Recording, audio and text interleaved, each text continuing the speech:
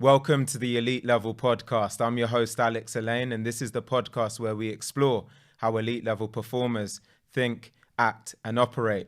As mentioned on some of the previous episodes, recently we launched a brand new newsletter, the Elite Level newsletter, and you can access it by visiting elitelevel.co. That's elitelevel.co, where you get wisdom and insight sent to your inbox every single week.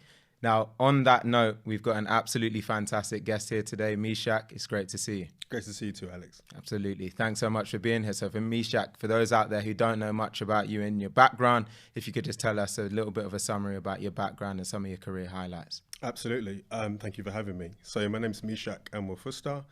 I'm the Managing Director for Allbound, and I've spent almost 20 years working in sales, different sales functions, and leadership positions as well. Awesome. Incredible. So let's go right back to the very beginning. Tell us a little bit about your early years and how you actually got into sales in the first place. Sure. Honestly, I'd graduated with an economics degree, and I was just looking online as desperate to get a job. And I found myself kind of moving towards commission-based roles. I just wanted to make a lot of money. And I just found myself applying for sales positions. My first role was what you'd call today an SDR. But we called it an LGE, lead gen exec. It was kind of unique at that time, and I was just happy to get a job in the city. So did that for a few months. After a while, I saw that I was quite successful at basically booking appointments for other people, and just managed to kind of progress into that role. And after almost a year of doing that, I saw that sales reps were making quite a lot of money for appointments that I was setting for them. And I wanted to get involved in that and managed to do so. So that was kind of the beginning of my sales career, if you like, long time ago. But ever since then, kind of progressed into different positions and did that for 8 to 10 years. Awesome. And then made that switch to kind of leading European teams. Awesome. Well, we're going to unpack all of that as we go through this conversation. Before doing that, I feel like in those early years, in a way, we skipped a bit over the secret behind some of your success. You said that you were, in essence, an SDR and LGE, as you called it, and you were good at booking appointments. Why were you good? I always had, to be honest with you, Alex, I was always quite, I felt like I had to be the hardest worker in the room, honestly. These were the days where there was no LinkedIn, no Facebook. It was literally hammering the phones. I always think of Pursuit of Happiness, that scene where he's just making phone calls, not even putting the handset down. And just speaking to office managers, getting past gatekeepers, that kind of thing, going to the business library in Barbican and literally printing sheets of businesses, going back to the office and doing the graft. And I loved it. I just loved being out there and being in the city. I just really enjoyed it. And, I always wanted to be the hardest working person in the room. And yeah, it kind of paid dividends for me, setting myself goals and targets, whether it was that house or that car, whatever it might be. Yeah, it's a really fascinating one because, as you say, back then there wasn't LinkedIn, there wasn't all of these tools, but there was something in the hard graft that you seem to enjoy and embrace. So when you look at the space that we're in now, in the era where there are so many tools and there is so much technology, do you think that sometimes reps are maybe missing the spirit of what you had there, which was just the purity of a phone and an objective, go and make it happen? Or actually, do you see a lot of upside in the era we have now where there's so many tools at your disposal? And in essence, for many, you don't actually have to pick up the phone to try and meet your plan. Just love for you to unpack that. I think it's a balance, right? So I think if you can balance the scalability of leveraging tools, cutting out the noise of maybe the wrong tools and using the right tools. And then, yes, adding that component of picking up the phone where you manage to increase your hit rate quite substantially, then yeah, absolutely. I think it's a balance. I don't think it's just one or the other. I don't think one is dead or the other's dead. I think pendulums always overswing. But I think it's definitely a balance when it comes to that regard. That's fair to say. Got it. So you've now been successful at booking appointments and doing all of those kind of things, and you've then stepped into your first quota carrying role, it sounds like. So walk us through into those first few months where you stepped into that role for the first time. Yeah, it was obviously different because I was now out there and I was speaking to professionals and trying to understand how I can help them see value in what they were doing. I was working in the telecom space at that time. I was working in conferencing. and which has obviously evolved over the years into what it is today. But I loved it. I spent 5 years doing that, and I managed to make club and managed to go to AGMs and get awards and stuff. And it was just a very great experience for me. It's very difficult. Like, it's a very difficult job to do. But for me, the upside was, I have relatives who are teachers, for example, and my older brother's a teacher. We're just chalk and cheese. So he likes working with children. I like working with adults. He lives in the country. I live in the city. So it's like, how can I work in an environment where the sky's the limit for me, and what I want to achieve is just down to how hard I work and how well I work as well. And has that been enough to get you through the challenging times? Because already, thematically, you've spoken about challenges. You said that this is difficult to do. Mm-hmm. Just bring us into that difficulty and that challenge, and actually what goes through your mind to really help you move past those challenging times. For me, it's a combination of motivation, and it's just what you have to do. It's really hard to explain, but for me, I've got two choices: do the work or don't do the work, and that's pretty much it. So for me, it's not much of a choice in itself, right? And that's how I moved past it. And whenever I want to achieve what I wanted to achieve, so for example, I wanted to buy my first property by the age I was 22, right, or whatever it might be, and I was like a month off when I did it, right? And it was like, wow, that's a great feeling to be able to achieve what I wanted to achieve when I said it to myself 18 months ago, things like that. And I probably wouldn't have been able to have done that if I wasn't in a commission-based role. Maybe in other fields, but for the most part, commission-based role is what invariably helped me to achieve that. And ever since then, I just thought to myself, well, I can really achieve what I want to achieve doing this. It's just about my attitude, and no one can teach me to have that attitude. I have to bring that myself. Yeah, I love this aspect of the game, so to speak, because, I often talk so much about more than half of the battle being what's going on up here. And for people listening, I'm pointing at my head to say it's what's going up on in your mind, right? If you've got someone who's driven, they're tenacious, they want to get after it, there's something that's helping them to have that will to win, they'll find a way, right? You mitigate excuses and you just find a way. And then you've seen people out there who actually have a lot more experience, or they've had a skill set that would maybe lend itself on paper to doing well, but the mindset just isn't there, right? The hunger, the desire, that tenacity just isn't there. So I love the fact that we're bringing this to the fore through this conversation. Now, on your LinkedIn, you've referenced that multiple times being top biller and President's Club during these early years. So I want to start to break down and diagnose what really went into you becoming an elite level performer early in your career. Start to maybe just break that down for us, whether it was characteristics, specific activities you did. Help us understand what got you there. Yeah, so it was two things. It was a system and it was consistency. So I believe consistency is a major component in anything you do, in any goal, whether it's getting to a certain level of fitness, whether it's achieving your targets, whatever it might be. So the main thing was consistency. Just making things part of your everyday routine without even almost thinking about it. Again, the other thing was, if I'm honest, I always, there was a level of insecurity just around my ability to be as technically astute as maybe other people. And like, I was okay, like I knew what an API was and all that kind of stuff, but I definitely wasn't as technical as most people. And so I believed that I had to mitigate that with just graft.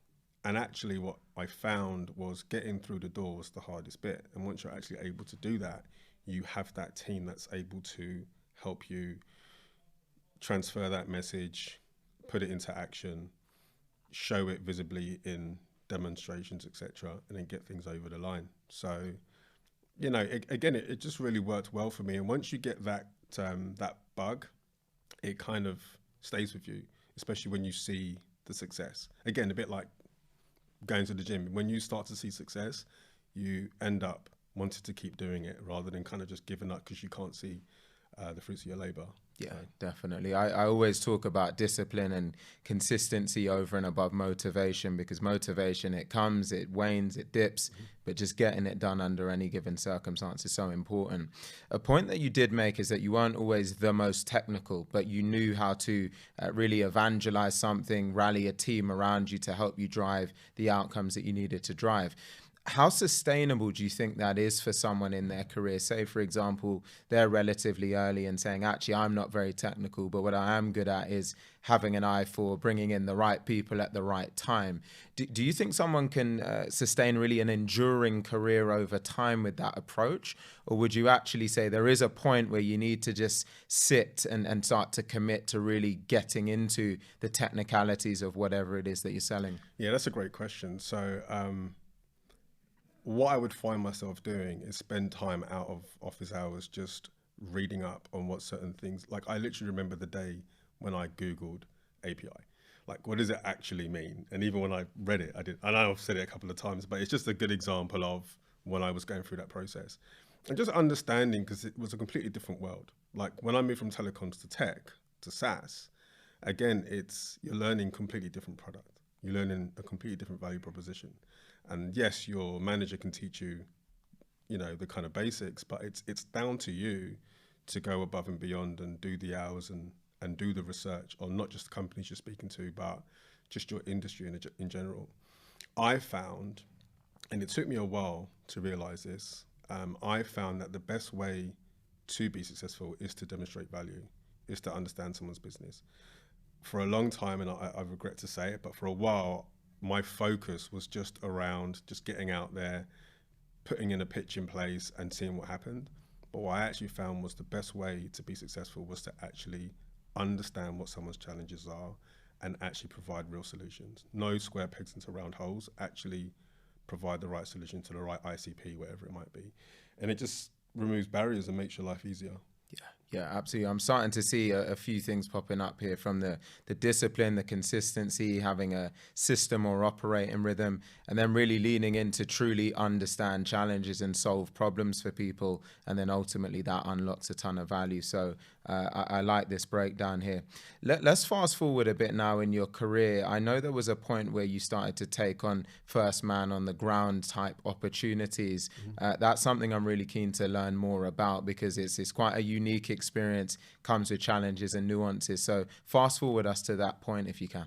Yeah, absolutely. So up until this point, I'd always kind of worked in teams, and what had happened was I ended up working for a large organization. It's the world's largest privately run software company, still to this day. And it's a lot of red tape, great company, just a lot of red tape. And I always used to say selling internally was harder than selling externally, and you were one of like 50,000 people. And for me, it was great at the time, it was a great experience. But what I actually found was I felt like I had the desire, the hunger, the energy to help companies actually grow at rapid pace. And again, I just found myself gravitating towards a situation where I was approached for first person on the ground role. It was like joint first person on the ground role with like an account manager, and it was to help a US SaaS company develop their international markets. And up until that point, I'd already been speaking to most countries in Europe anyway, who typically procure SaaS, and I'd got to get a good understanding of how they procure SaaS and what makes them tick and what our typical buying processes are and what to look out for, what not to look out for, temperament, things like that. And so for me, it was a great opportunity to see what I was made of. And yeah, it was a great experience, and it paid off. And again, sometimes you don't know all the answers, but if you just immerse yourself into something and you dedicate yourself to learning, you have to back yourself. And once you do that, you find that you can be, luck can go your way. So. Yeah. It's an interesting one, right? You say you've got to back yourself, you've got to be able to find a way, but there's also, I assume, got to be some kind of research that goes into, is this specifically the right company, the right opportunity? Because it carries risk when you're that first person. And, people are going to probably want to look for some kind of evidence of, why me, why right now, why this company, why this opportunity. So just walk us through the way that you thought about or thought through some of those things for you to feel comfortable with the risk factor here. Yeah. So I joined an organization which provided customer experience management around website activity and subscriptions management, predominantly in the media and publishing space. And the reason why I gravitated toward that was two reasons. The first reason was, again, they were looking at breaking into the European market. And the second reason was they had a very distinct value proposition around how media and publishing companies make money. Up until that time, companies like Google, Facebook, YouTube, owned by Google now, had sucked up most of the advertising revenue in the market in the digital space. So these organizations needed a way to find another revenue stream. And this organization was able to do that. Also, up until then, I'd already been kind of helping organizations be successful in Europe. And I was working with people who were already developing go-to-market strategies for the European market. And so for me, I felt like I kind of knew it with like the back of my hand a little bit. Obviously, different countries vary based on what products you're delivering. But in general, I knew that, the major markets were UK, Germany. And then you had places like the Nordics, as well as the Netherlands, France. And then after that, you had, other regions as well. So Israel, for example, is a massive tech hub. So I started to get a good understanding of, what areas were really able to help generate revenue for the business and what kind of value propositions we could take there. And we developed it, we delivered it to the CEO, and it paid off. So yeah, sounds like it was a fun run. There must have been moments in this journey, Meshach, where you either questioned yourself or you doubted yourself for a particular moment, thought, am I doing the right thing? I'm just curious if you can just almost walk us into a vulnerable moment during this time and tell us about how you were able to navigate and move past that. That's a great question. I mean, I guess everyone has moments when they doubt themselves. I'm trying to think of a significant one.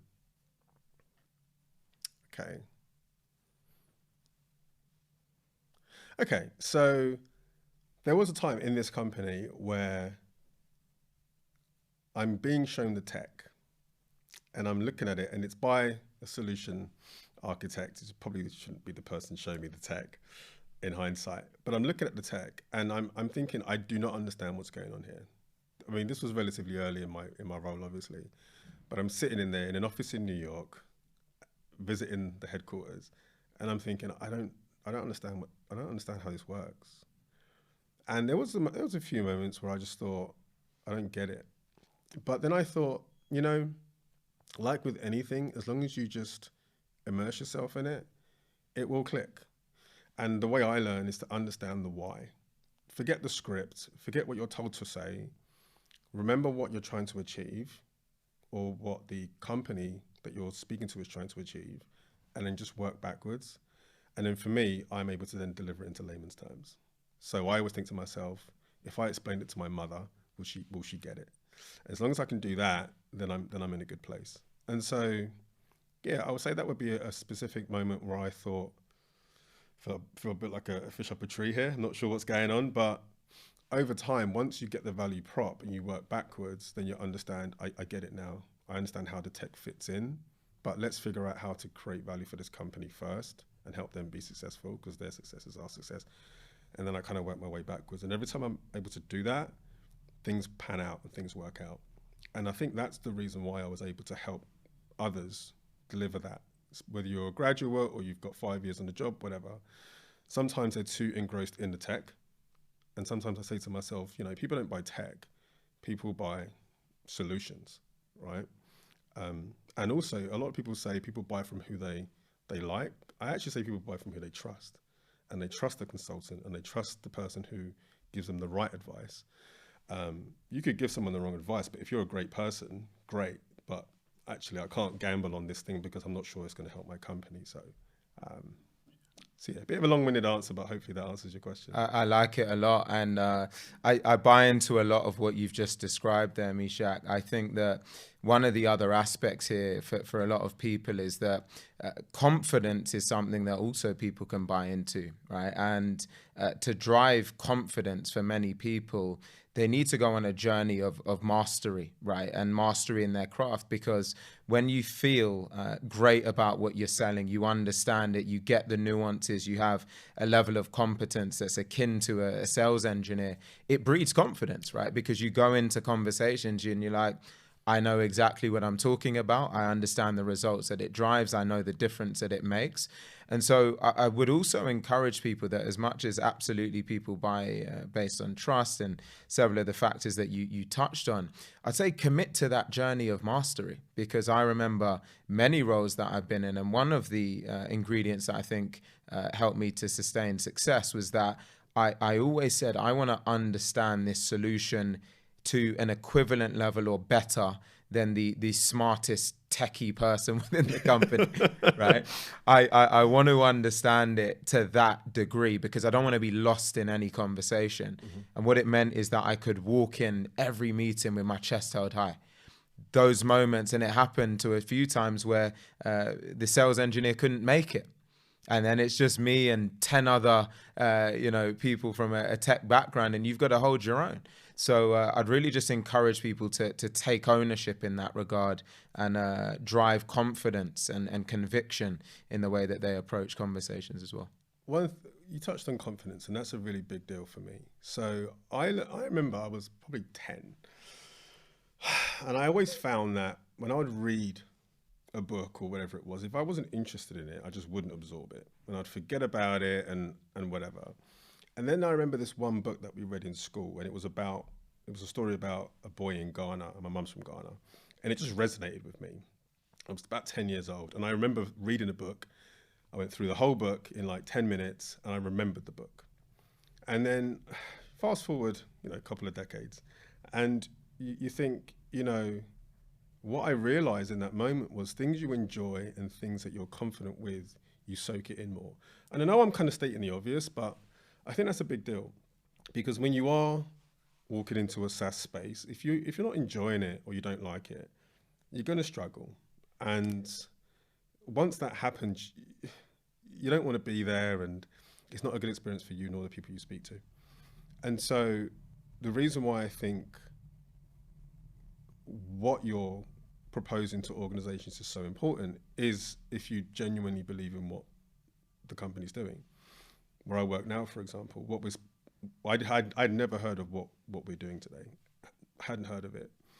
But once it was explained to me, it just made perfect sense. It wasn't a new concept. It was touching on an existing concept, but refining it, which is, I guess, is most solutions anyway. Facebook wasn't the first social media company. So, once you like the products, that breeds confidence. Confidence breeds ability. Ability breeds confidence again. And it's a positive, a positive cycle. And then again, people you speak to see that, and then they buy into it, and then there's that positive external effect. So absolutely. Yeah, no, I love it. Seeing as you're talking about what you're doing now, let's unpack this latest role a little bit more. I know you've been there, I think, north of 2 years, probably coming closer to your third year now. So help us understand more about the rationale behind this move. I'd love for you to tie this into just the evolution that you've gone through as a leader as well.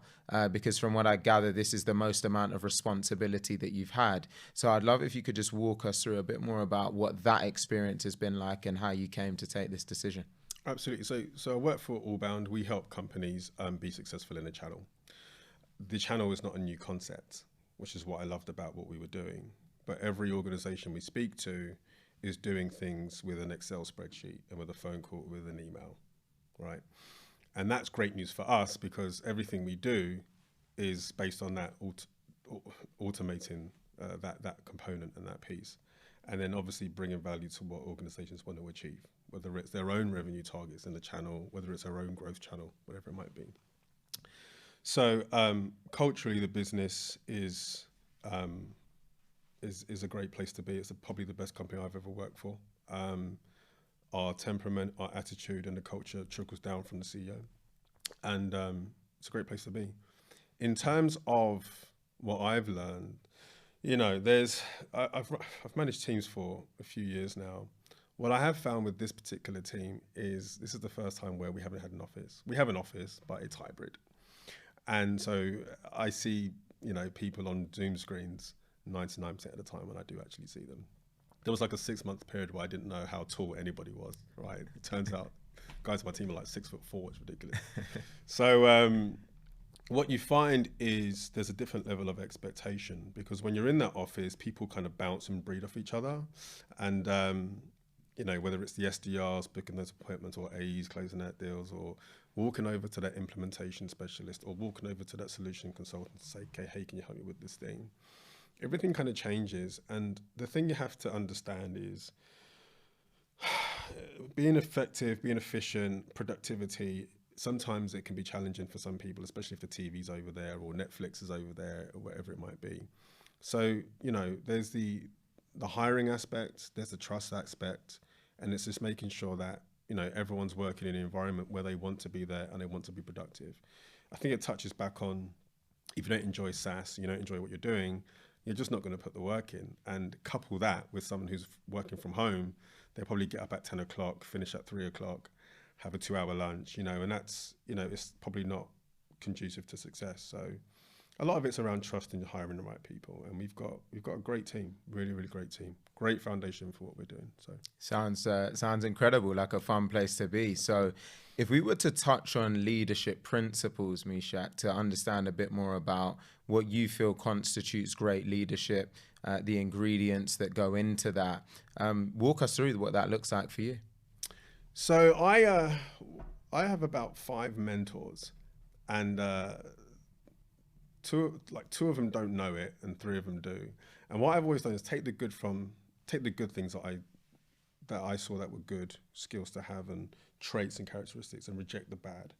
I've had some bad managers in the past as well, and I just always promised myself I'd never be that type of individual. The key thing I would say is be of service. I've seen too many people who believe and think that being a good leader is telling people what to do, or almost running in a level of dictatorship, And I always remind myself that people do mean well. Like even if they're maybe not doing the thing which I think is conducive to success or getting the best out of people or a happy environment, they probably mean well. They just don't know that what they're doing can be quite damaging. And as long as I always remind myself of that, you're usually in a good place. So for me, it's about just being of service. I always make sure that I'm available to speak to people when they need me. I had one of the guys literally filling out his first contract today, literally, and he was slacking me on the way here, and I'm kind of, messaging him on Slack while I was on the tube, waiting for get Wi-Fi at the station, things like that. And I'm happy for, people to start being successful in their roles. So it's being of service, and it's being open-minded to different ideas as well. There are guys in my team who are smarter than I am or on certain aspects, and it's always about back to your point around mastery. It's always about learning from people who know more than you. I'm always doing that, and sometimes you have very different personalities in the team as well. Some people love going into the office. Some people never go into the office. Some people talk the most in our weekly meetings. Some people never speak. So it's about respecting the individual as well, not trying to make them into what you want them to be, but letting them to become the best version of themselves. There's a few things. For sure. I love the way that you rounded that off, because if I was to touch on my own response to my own question, I think that concept of really truly helping people to unlock best version of self, and when you feel there's true passion in doing that, I think you've got a great start to becoming a great leader, I feel, for anyone out there, because it's a selfless role in many regards.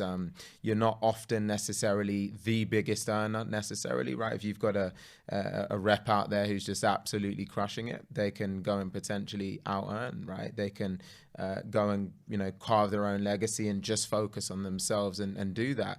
But when you step into leadership, things change, right? It becomes about others. It becomes about how do you empower other people to realize their own potential, and feeling truly happy and passionate about doing that. So I think there was a lot of ingredients in what you just described that went into that. I'd love to know for you now, Meshach, really your driving factors at this particular point in your career. You've gone through a number of different experiences, from SDR, first person on the ground, now running a sizable team. Why do you do all of this? Nothing else to do, I guess. It's a great question. You know, my parents are both, my mum's been an entrepreneur her whole life, and my dad's a musician his whole life. So they're relatively unconventional, for lack of a better word. And I got my work ethic from both of them in different ways. So my dad's, he's very systematic, keeps a tidy house. My mum has always run different businesses. So for me, you know, I take a lot of leaves from their books or pages from their books. And, you know, it's a good question. I think what I want to do is, the first thing I want to do is make sure that we are the most successful company in this space. We already received, you know, sizable funding about 4 to 6 weeks ago, which was great. And that hopefully allows us to become, you know, the voice of the channel and what we're looking to achieve. One thing you touched on was genuinely caring about the team. I remember when I received my very, very first promotion, and it was all the work I was doing and made President's Club and stuff like that. And that was a feeling that I remember thinking, this is why I do it. What I really get a kick out, I know it sounds corny, but I genuinely get a kick out of promoting individuals in the team. So we've promoted most of the people in our team in EMEA. And the reason why we've done that is because we see the work people put in, and we want to reward that work appropriately. And so just seeing the individuals go through those processes is what actually makes me genuinely happy. Ideally, I don't know, maybe 50 years old, semi-retire, maybe work 6 months a year, and the other 6 months let people work for me. I don't know, but you know, I've probably worked the hardest I've ever worked in my life now, which I didn't think that would be the case, but I enjoy it. You know, I'm up at 4:30 in the morning, 5 in the morning, up early, you know, go to bed early. It's fun for me. I like doing it. And I like to see the guys on my team successful, and hopefully they feel the same way. So. Yeah, great response. Great response. These early starts, these late nights, the hardest you've ever worked. How do you sustain all of that? Because it's that's a high pace, right? When you're running a business and operating with that type of intensity. I'd love to know how you look after yourself physically, how you look after yourself mentally, to be able to run at such a pace over an extended period of time. Yeah, sure. So, you know, again, back to being systematic. I think I get it from my father. So I'm literally up at like 4:30. I go gym in the morning because afternoon is for me, it's not ideal. Evenings is not ideal.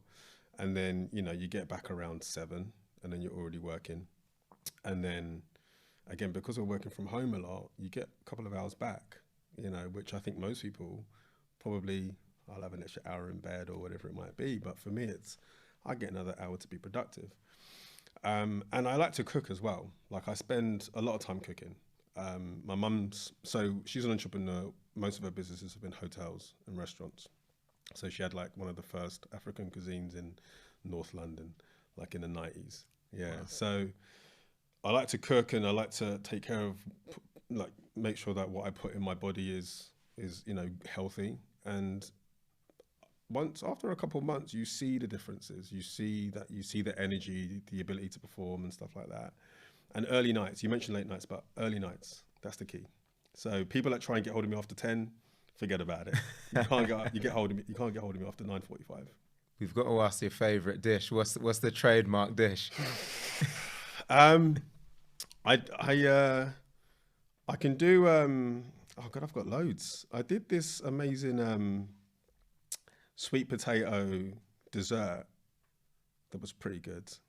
I don't do it often though, but yeah, that was pretty good. Nice. Yeah. Sounds delicious. I'm hungry. I got a few other things for you, Meshach, Sure. before we wrap. You know, one of them is that you sound like you have an eye for talent. And the reason I say that is you said that you've promoted almost everyone in EMEA, which indicates to me that you've hired some good people who got the right mindset and they're finding a way to win. So how do you spot great talent, and then how do you nurture that talent? Yeah. So I shouldn't give all my secrets away, but I have like 8 criteria that I kind of have when I'm talking to individuals when they interview. I can't remember all of them off the top of my head, but the main 2 are desire and aptitude. So how much do they not just want the role, but how eager and how keen are they to want to be successful? And a lot of the time you can sense that. The aptitude piece is interesting for me because I would rather, I mean, ultimately, what's the best person you could hire? Someone who is very eager to be successful and someone who has the experience, right? That's the holy grail. But more often than not, you get one or the other. So if it is one or the other, I would rather have someone who maybe doesn't have all the experience in the world, but has great aptitude, keen to learn, has an ability to learn, and just wants to work hard. And as opposed to someone who maybe feels like they're the best sales rep in the world, but maybe don't show it or don't put the hours in or the work in. So those are the 2 main things. Do they really want it, and can they learn about not just what we do, but can they learn different things, whether it's a technical side, whether it's the process, whether it's how they engage with people, are they personable, that kind of thing. So those are the 2 things. I loved your thoughts on that, testing the how do we know if they really want it. And the reason I say that is that I'm a massive combat sports fan. Regular listeners will know this. And so, there's always the infamous saying by Mike Tyson that everyone has a game plan until they get hit in the face. Absolutely. And I feel like in our space, in many regards, sometimes that can apply, because I've seen an endless amount of people start software sales careers, many of friends even coming up over the years, and they see certain accolades and a lifestyle that they think that they want to live, and then within a week or 2 that punch in the face comes. Yeah. Right? Once you've made that 100th call and you realize this thing isn't that fun or easy. So I'd love to know how you test for that metal, that really understanding. How is this person going to deal with the reality of what it takes to operate over an extended period of time in this space? Yeah, there's a couple of things. Like there's more micro level things, such as, how would you own a target? How would you break it down for me? And then I see, do they ask questions, or they just kind of go into what they're looking to achieve? I've also been told, and I wasn't aware of this, and this is where sometimes maybe I need to understand more and be more self-aware, right? I wasn't aware that apparently I'm a very hard interviewer. I didn't think I was, but I've been told this by at least 7 people. So there must be something in it, right? Yeah. But the people that tell me that get hired. So I say to them, well, we only want the best, and, congratulations, right? So maybe I get that from my father, but, making sure that we ask the right questions in the interviews, and making sure we get the right people. And look, it's never a perfect science. Everyone makes the wrong hires, but you can just do the best that you can. Yeah. And then that's it. Yeah, makes a ton of sense. Meshach, I have one final question for you, and you'll probably know what's coming if you've watched any previous episodes. But if you were talking to that person out there that wants to go from good to elite level in their career, what would your best piece or pieces of advice be for them? Be consistent. Get at least one mentor. And when I say mentor, I mean someone who is doing what you want to be doing. That works really well. And did you say one? You said one, didn't you? You can let it run if you want. I've had enough people let it run. Listen to the question. Yeah. Consistency. Consistency is a big one. We're here for a long time. So if you do little bits every day, that turns into big things over a period of time. Have you enjoyed being on? Oh, I've loved it. Wonderful. I did say one final question and I bundled in that one as well. But look, it's great to have you on. Thank you so much for sharing your wisdom. To anyone that's been listening out there or watching on YouTube, I hope that you've enjoyed this week's episode. Please be sure to press that like button, comment, share, and subscribe. And again, if you're listening on Spotify or Apple Podcasts, really appreciate if you could take a couple of minutes to leave us a 5-star review. As mentioned at the beginning, we've also now got the newsletter, so elitelevel.co, that's elitelevel.co, to get tips and wisdom every single week from the best sales software leaders out there. Hope that you've enjoyed it once again, and we'll see you on the next one.